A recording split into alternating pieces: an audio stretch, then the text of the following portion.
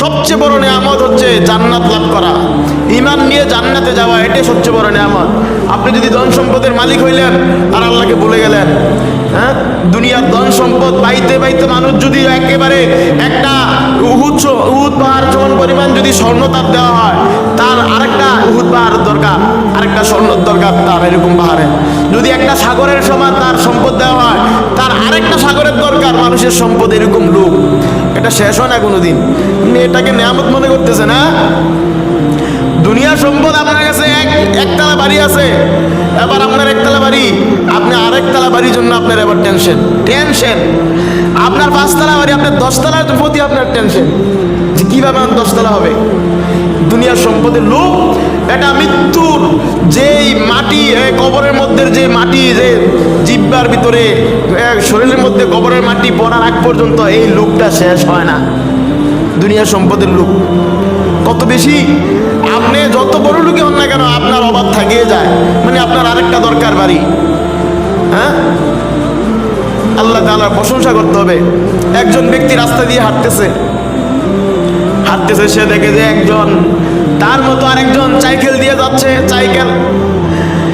সে আবার আল্লাহ তাআলার কাছে মনে মনে বলে, আল্লাহ কি গরিব করে আমাকে পাঠাইলা, ওই লোকটা সাইকেল দিয়ে চলে যাচ্ছে, আমার যদি এরকম সম্পদ থাকতো আমি তো সাইকেল দিয়ে যাইতাম। আবার কিছুক্ষণ পরে ওই সাইকেলওয়ালা ব্যক্তি যাচ্ছে, সে দেখে যে একজন ব্যক্তি হুন্ডা নিয়ে, বাইক নিয়ে চলতেছে। এই সাইকেলওয়ালা ব্যক্তি বলতেছে যে, আল্লাহ আমি কত গরিব ঘরে জন্মগ্রহণ করলাম, আমার যদি ওইরকম সম্পদওয়ালা ফ্যামিলিতে আমি যদি জন্মগ্রহণ করতাম, তাহলে আমার তো বাইক থাকতো, আমার এত সুন্দর একটা মোটর সাইকেল থাকতো, হুন্ডা থাকতো। হুন্ডা দিয়ে যাচ্ছে, সে দেখে যে রাস্তার মধ্যে একজন মাইকু দিয়ে যাচ্ছে, মাইকু। হুন্ডাওয়ালা এবার বলতেছে যে আমি কত গরিব ঘরে জন্মগ্রহণ করলাম, আমার যদি একটা মাইকু থাকতো, আমি যদি একটা বড় লোকের ঘরে জন্মগ্রহণ করতাম, আমার সম্পদ যদি বেশি থাকতো, একটা মাইকু যদি থাকতো, তার আফসোস মাইকুর প্রতি। মাইকু দিয়ে যে যাচ্ছে, হ্যাঁ, ফাজলু গাড়ি দিয়ে যে যাচ্ছে, সে এবার বলতেছে যে আমি কত গরিব, মানে কত অসহায় আমি। হ্যাঁ, আমি যদি বড় লোক হইতাম তাহলে আমি এরোপ্লেন দিয়ে যাইতাম। সে এরোপ্লেন দেখে আবার এরোপ্লেনের প্রতি তার আকর্ষণ, তার খুব, এখানে তার মনে শান্তি নাই যে আমি যদি এরোপ্লেন দিয়ে যাইতাম। তাকে দেখা নিচের ব্যক্তি হুন্ডাওয়ালা কইতেছে আমার যদি এরকম থাকতো হুন্ডা, সাইকেলওয়ালা বলতেছে আমার যদি সাইকেল থাকতো, এরকম একটা কি একটার প্রতি একটা আকর্ষণ বাড়তেই থাকে দুনিয়ার সম্পদের।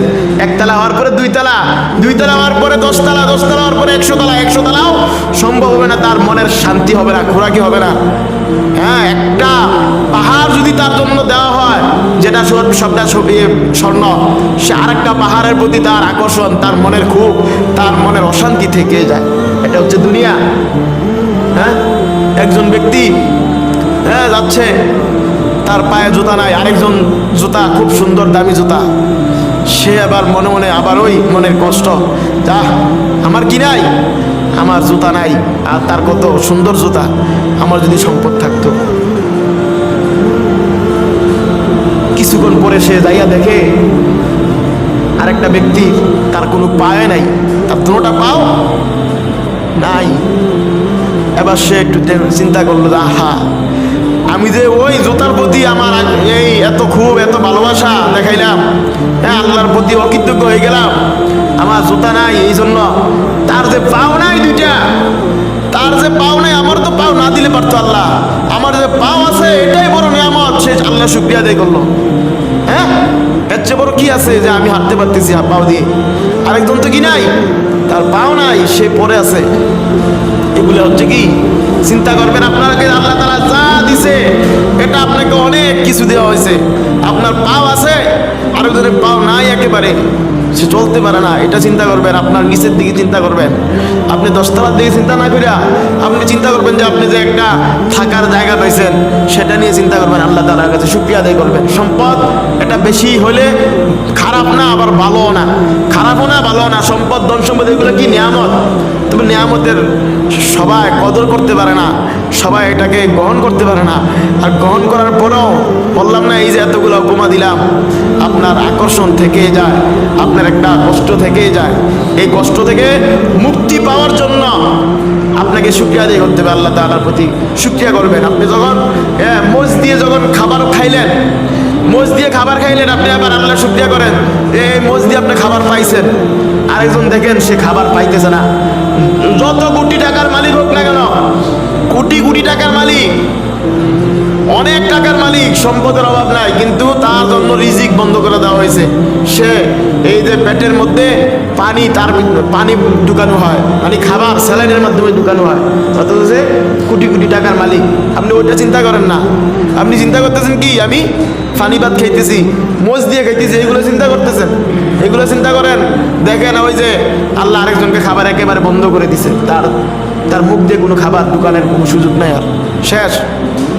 ওটা চিন্তা করেন না একবারও, শুধু চিন্তা করতেছেন যে আমি এটা কি খাইতেছি এগুলা। হ্যাঁ, বিদেশে অনেকে আছে, তারা গোস্ত দিয়ে খাওয়ার পরেও চিন্তা করে যে আরে আমি যদি আমি এখন কত কষ্টে গোস্ত দিয়ে খাই, যদি ফ্যামিলির সাথে থাকতাম, এই একটা টেনশন তার মনের মধ্যে, শুকরিয়া আদায় করতেছে না। আরেকজন, তার পরের আরেকজন দেখে যাচ্ছে সে চুরিদারি করে থাকে, ফলে টলে থাকে, কোনো রকম কিছু খায়, সেও এরকম চিন্তা করে আরে আমি যদি গোস্ত দিয়ে খাইতে পারতাম। ওই তার চিন্তা কোন দিকে, যদি গোস্ত দিয়ে একটু খাইতে পারতাম। আর এটা চিন্তা করে না যে আরেকজন তো খাইতেই পারতেছে না, আরেকজন তো দৌড়ানোর ভিতরে আছে, ফলাই রয়েছে, খানা এই 3 দিন পরে একটু খায়, 2 দিন পরে একটু খায়, ওই চিন্তা করে না।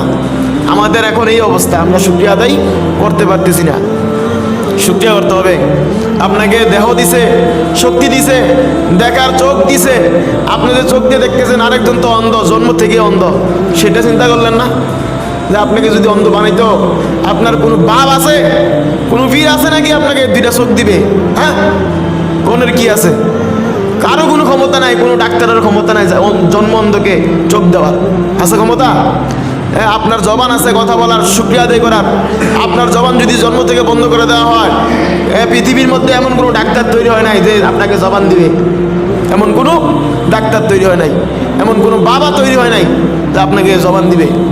এগুলো চিন্তা করতে হবে যে আমাকে আল্লাহ তাআলা যে এতটুক দিছে, এটা শুকরিয়া আমি কতটুকু আদায় করছি, কতটুকু আমি এটা শুকরিয়া আদায় করছি, আমি যে এতটুকু পাওয়ার যোগ্য কিনা, আমি আমার এতটুকু চিন্তা করতে হবে।